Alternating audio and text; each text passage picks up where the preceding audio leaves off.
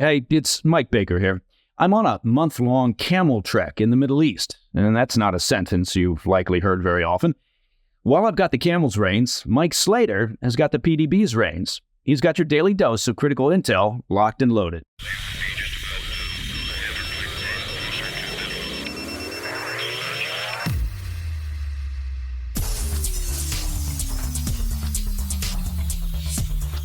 Thanks, Mike. It is Tuesday, 14 January 2025. Welcome back to the PDB Afternoon Bulletin.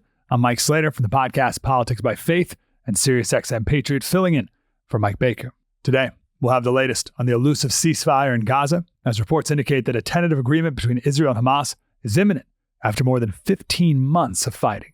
Later in the show, we'll have a preview of the preparations being made to secure our nation's capital for the upcoming inauguration of President-elect Donald Trump on Monday. But first, today's afternoon spotlight. In the latest Israel-Hamas negotiations, a potential breakthrough, as the terror group has reportedly accepted a draft agreement for a 3-phase ceasefire aimed at ending the 15-month conflict in Gaza. Mediators describe this as the closest point yet to securing a deal that would ensure the release of dozens of hostages prior to President-elect Donald Trump's inauguration. The Associated Press obtained a copy of the proposed agreement on Tuesday, which Egyptian and Hamas officials confirmed, while an Israeli official indicated progress despite ongoing finalizations. This draft agreement, rooted in a framework established by the Biden administration and endorsed by the UN Security Council, has been under negotiation by the mediators, the United States, Egypt, and Qatar, for over a year. If a deal is reached, it would not be immediate. Its implementation would hinge on approval by the Israeli Prime Minister Benjamin Netanyahu's security cabinet. But the first phase of the agreement, set to last 42 days, would involve the release of 33 hostages, among them women, children, elderly individuals, and wounded civilians, in exchange for hundreds of Palestinian prisoners, including terrorists who are serving life sentences. Notably, 5 female Israeli soldiers would be exchanged for 50 Palestinian prisoners each. You heard that right. 5 female Israeli soldiers for 50 Palestinian prisoners each. Israeli intelligence believes most of the 33 hostages are alive, though their condition remains a critical concern. Now, during this initial phase, Israeli forces would withdraw from what's called the Netrazim corridor, the region facilitating travel between the territories north and south, while maintaining strategic control over areas like the Philadelphia corridor, despite Hamas's initial demands for a complete withdrawal. The Philadelphia corridor is the area along the border of Gaza and Egypt. Israel says, yeah, we're gonna keep control over that. Thank you very much. At the same time, the first phase outlines plans for displaced Palestinians to return to the remnants of their homes, supported by an influx of humanitarian aid, up to 600 trucks daily, to address acute shortages that have left nearly 90% of Gaza's residents displaced. It's important to note that details of the second phase must still be negotiated during the first phase.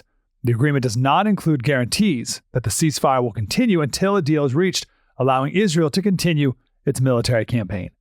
According to the draft, the second phase envisions the release of the remaining hostages, primarily the male soldiers, in exchange for more Palestinian prisoners and a, quote, complete withdrawal of Israeli forces from Gaza. The third phase introduces the potential for a long-term rebuilding, proposing the return of deceased hostages' remains in exchange for a 3 to 5 year internationally supervised reconstruction plan for Gaza. This plan hinges on resolving governance issues as mediators seek to prevent Hamas from retaining control post-war. The Secretary of State, Anthony Blinken, who's the Secretary of State for like 5 more days, is presenting a comprehensive plan for Gaza's future governance today, emphasizing international oversight. Now, despite the fraught dynamics, officials express guarded optimism that a deal can be finalized before President-elect Donald Trump's 20 January inauguration. Trump's Middle East envoy, Steve Witkoff, intensified the push for a resolution, with the negotiations in Doha taking on new urgency in recent days. Again, as we talked about last night, mostly because of Donald Trump saying, if you don't release the hostages by Monday, then you will have hell to pay. A Qatari foreign minister spokesman described the talks as productive, stating, quote, today, we are at the closest point ever to having a deal. Trump, in an interview with Newsmax, suggested that a ceasefire was, quote, very close. Coming up next, we'll have a preview of the security preparations being made for the upcoming inauguration of President-elect Donald Trump, which is expected to draw more than 250,000 supporters, maybe a couple protesters. More on that after the break. Welcome back to the PDB Afternoon Bulletin. I'm Mike Slater, filling in for Mike Baker. Let's turn stateside here, where extensive preparations are underway in D.C. to secure the Capitol for President-elect Donald Trump's second inauguration on Monday, after a tumultuous presidential election cycle marred by 2 assassination attempts against the president-elect. Don't forget those.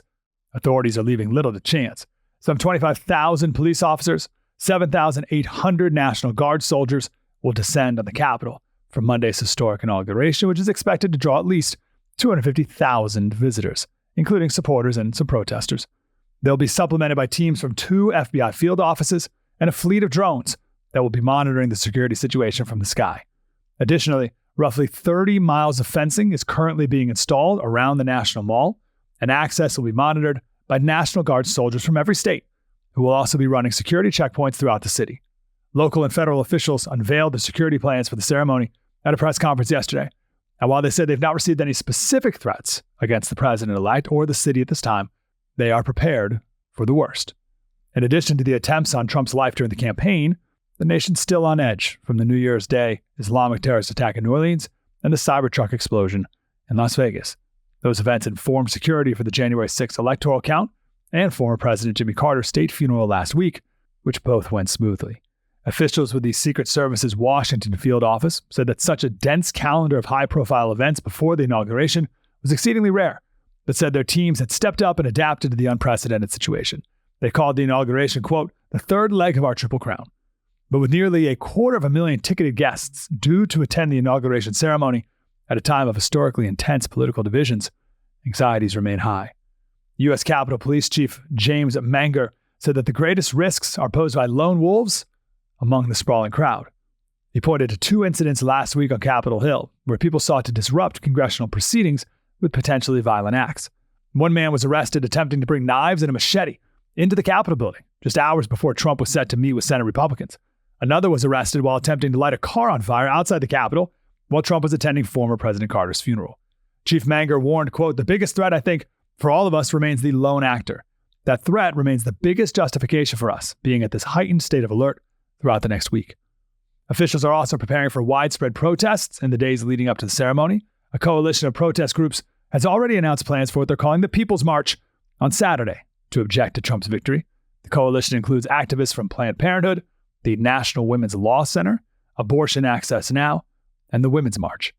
Other protests are expected the day of the inauguration, and city officials said they would ensure the demonstrators' right to peacefully protest and make sure that's not infringed. Still, they added that any acts of violence or attempts to stoke conflict will be dealt with quickly by authorities. Washington, D.C. Police Chief Pamela Smith said, quote, I want to reiterate, as I always have, that violence, destruction, and unlawful behavior will not be tolerated. Offenders will face swift and decisive consequences.